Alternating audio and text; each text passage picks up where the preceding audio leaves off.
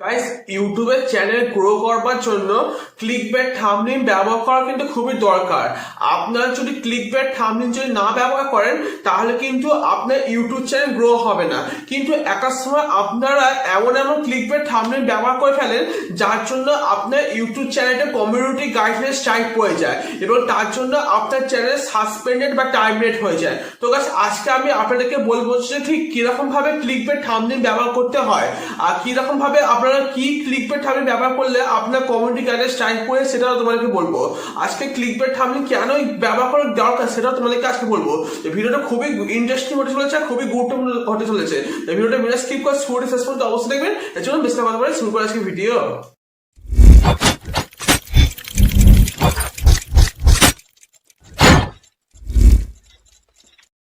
তো গাইস, সবার আগে তোমাদেরকে বলি ক্লিকবেট থাম্বনেল কোন কিরকম ভাবে ব্যবহার করা উচিত। তার আগে তোমাদেরকে বলি যে তোমরা কিরকম ক্লিকবেট থাম্বনেল ব্যবহার করলে কমিউনিটি গাইডলাইন স্ট্রাইক আছে সেটাকে বলি। দেখো, তোমরা যদি ভিডিওটা যদি তোমরা এক জিনিস দেখাও আর তোমরা ক্লিকবেট থাম্বনেলে তোমরা যদি আরেকটা জিনিস দেখাও।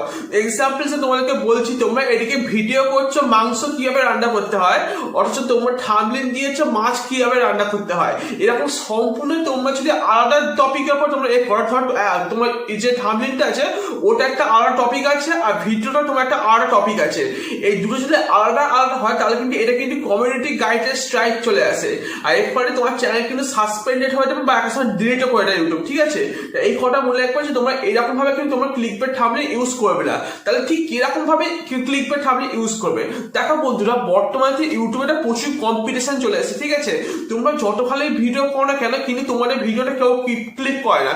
কেন ক্লিক করে না? কারণ সবার প্রথম হচ্ছে তোমার থাম্বনেল। তোমার থাম্বনেল যত ভালো হবে ততই তোর লোকে তোমার ভিডিওটা ক্লিক করবে।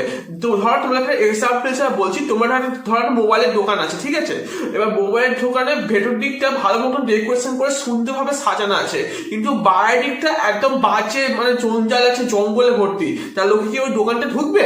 ঢুকবে না, কারণ বাইরের দিকটা জঙ্গলে আছে। লোকে জানবে যে ভেতর দিকে কত সুন্দরভাবে ডেকোরেশন করা আছে। ঠিক সেরকম ভাবে তোমরা ভেতর দিকটা মানে ভিডিওটা তোমরা খুব ভালো মতন করছো কিন্তু তোমার থাম্বনেলটাকে একদম বাজে ভাবে করছো, জঙ্গলের মতন করছো, যার ফলে কেউ তোমার থাম্বনেলটা ক্লিক করছে না, তোমার ভিডিওটা কেউ ওয়াচ করছে না।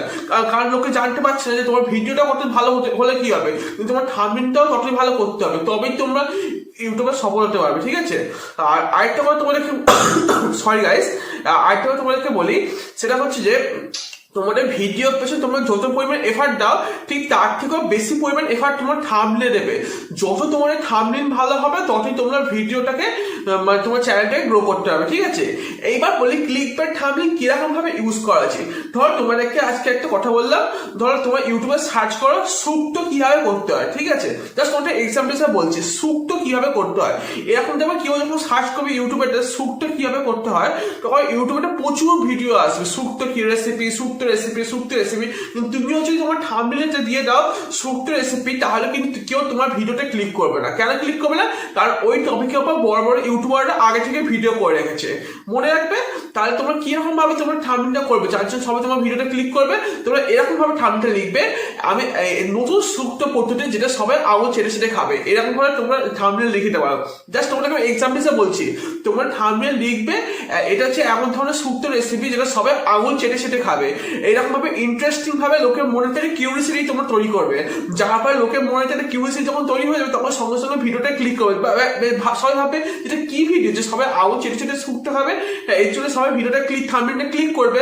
আর যখন থাম্বনেলটা ক্লিক করবে তোমার ভালো মতন তোমার রেসিপিটা ভালো মতন দেখাবে, তাহলে তোমার চ্যানেলটা গ্রো হয়ে যাবে, তোমার ওয়াচ টাইম ইনক্রিজ হয়ে যাবে, তোমার সিটিআর প্রচুর পরিমাণে ইনক্রিজ হয়ে যাবে। আরেকটা কথা তোমরা কি জানো, তোমার চ্যানেলে যত সিটিআর ইনক্রিজ হবে ইউটিউব ওই ভিডিওটাকে বেশি পরিমাণে ভাইরাল করায়। আর তোমার ওয়াচ টাইম যদি আরো ভালো হয় তাহলে তখন কথা নেই, তাই তোমার চ্যানেলটা র্যাঙ্কিং হয়ে যাবে।